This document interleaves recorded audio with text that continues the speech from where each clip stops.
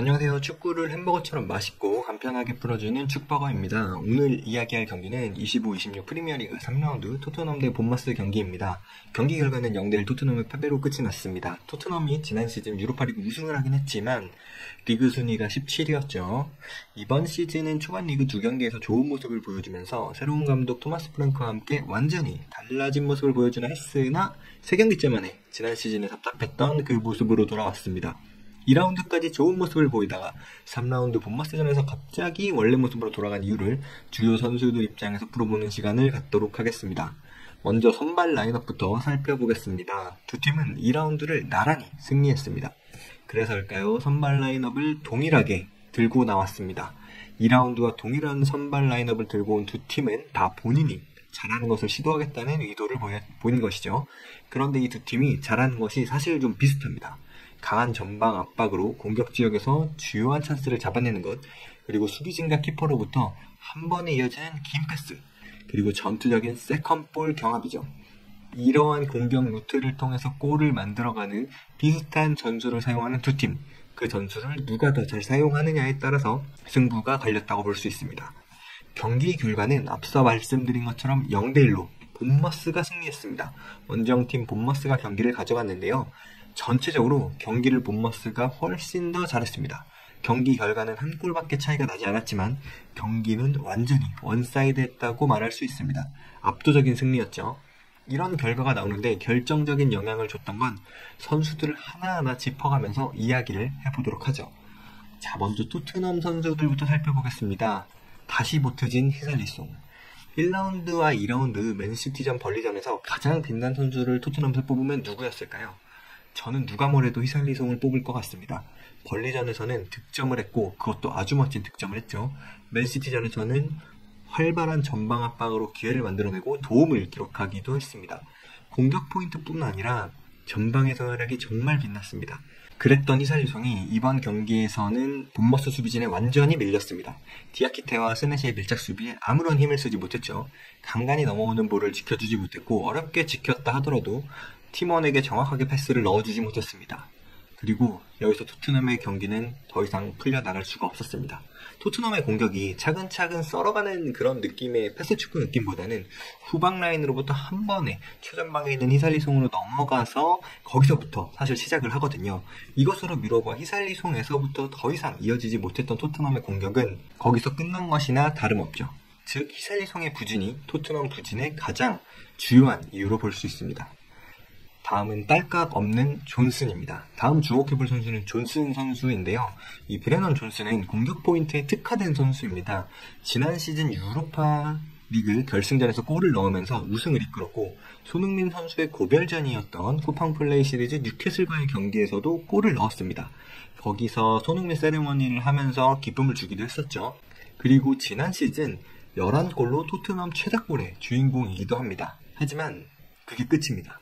존슨은 매번 나오는 이야기인데 항상 경기 영향력에 대해서 지적을 받습니다. 경기 관여도가 매우 낮지만 그것을 공격 포인트 생산 능력으로 비판을 잠재우는 스타일입니다. 그렇기 때문에 골이나 도움이 없는 날이면 늘상 비판받기 마련이고 이번 경기가 그 대표적인 경기였습니다.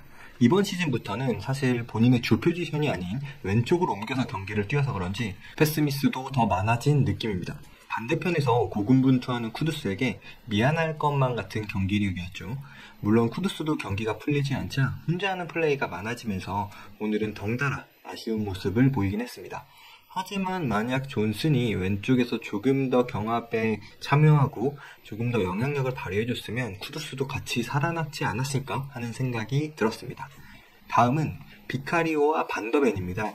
이 경기에서 토트넘에서 그나마 긍정적인 부분 찾으라면 이 두 선수를 뽑을 수 있습니다. 비카리오는 평소 빌드업이 약하다는 이야기를 자주 듣습니다. 그래서 시즌 전에는 전 시즌 겨울에 새로 영입된 어린 골키퍼 킨스키와 경쟁 구도가 될 것이란 이야기도 있었습니다. 하지만 비카리오는 왜 본인이 빗카리오라고 불렸는지를 증명해내면서 멋진 경기력을 보였습니다. 앞선 두 경기에서도 사실 필드 플레이어들의 경기력이 좋긴 했지만 위기 때마다 빛났던 비카리오의 선방이 없었다면 경기 양상이 충분히 달라질 수도 있었을 것입니다. 하지만 두 경기에서도 빛나는 선방을 보여줬고 이번 경기는 MOM이나 다름없는 활약을 보여주면서 골키퍼는 발밑이 아니라 역시 선방이다 하는 것을 몸소 보여주고 있는 비카리오입니다. 그리고 세 경기 모두 선발 출장에서 꾸준한 모습을 보여주고 있는 반더벤.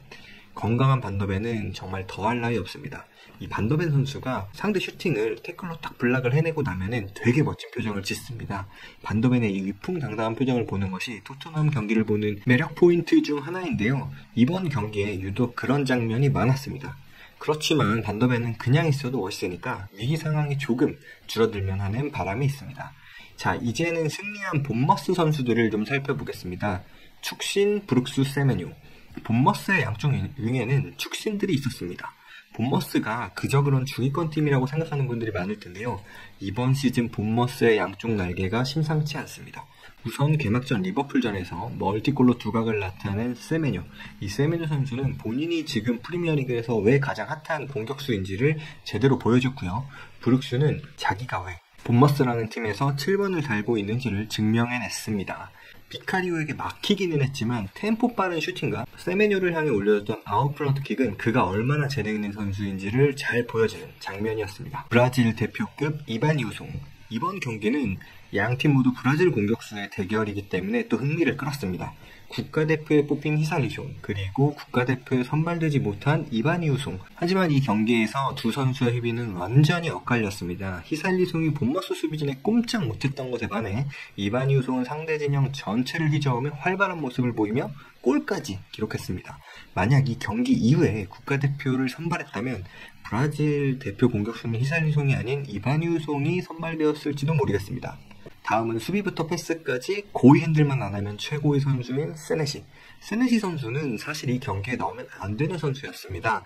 개막전인 리버풀전에서 명백한 고위 핸들을 범해서 사실 퇴장을 좀 받았어야 했었는데요. 아무런 징계도 받지 않고 그 경기를 그대로 넘어갔죠. 그 경기에서 만약 퇴장으로 처리되었었다면 아마 2경기에서 3경기 정도는 징계를 받았을 것이고 오늘 경기는 결장했었을 것입니다.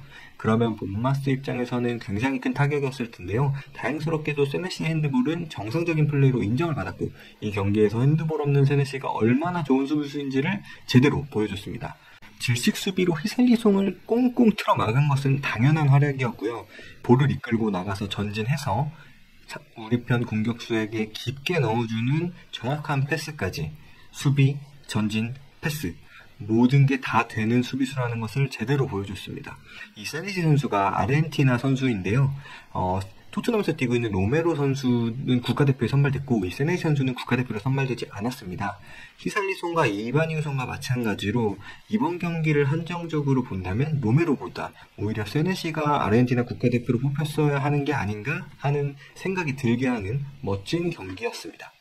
제가 몇몇 선수만 언급하긴 했지만 이 경기는 사실 필드 플레이어 전 포지션에서 토트넘이 본머스에게 모두 밀렸다고 봐야 할 것 같습니다. 점수차는 1대0밖에 안 되었지만 실질적으로는 본머스의 완승이라고 볼 수 있는 경기였죠.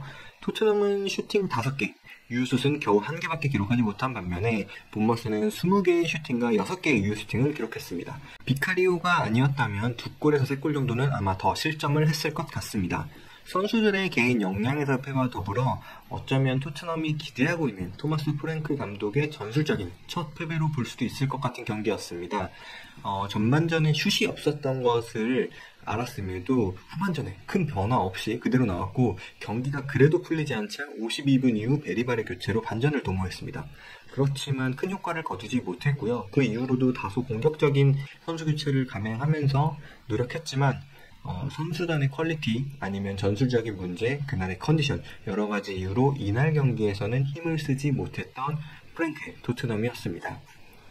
자, 이제 마무리입니다. 경기 후 인터뷰에서 토마스 감독은 본머스가 어떻게 나올지 알고 있었고 데뷔를 하려고 했지만 충분히 잘 대응하지 못했다고 밝혔습니다.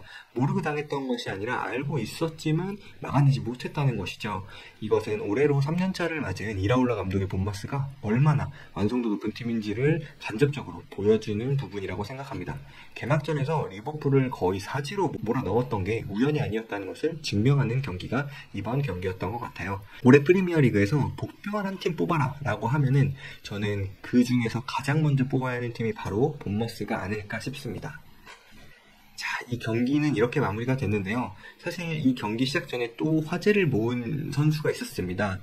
이 경기에 출전은 할 수 없었지만 새로운 토트넘의 이적생, 이 경기가 시작하기 전 사비 시몬스가 팬들에게 손흥민의 의지를 잇는 7번 유니폼을 입고 인사하는 시간이 있었습니다. 홈팬들은 이 장면과 함께 이번 시즌에 대해 정말 많은 기대를 하게 되었을 텐데요. 사실 이번 경기는 아쉬운 결과로 남게 되었죠. 사비 시몬스 선수가 이 경기를 보고 어떤 생각을 했을지, 그리고 토마스 프랭크 감독이 사비 시몬스를 곁들여서 앞으로 어떤 경기력을 보여줄지 다음 경기를 또 기대해봐야겠습니다. 오늘의 축버거 영상은 여기까지입니다. 다음에 더욱더 맛있는 영상으로 돌아오겠습니다. 감사합니다.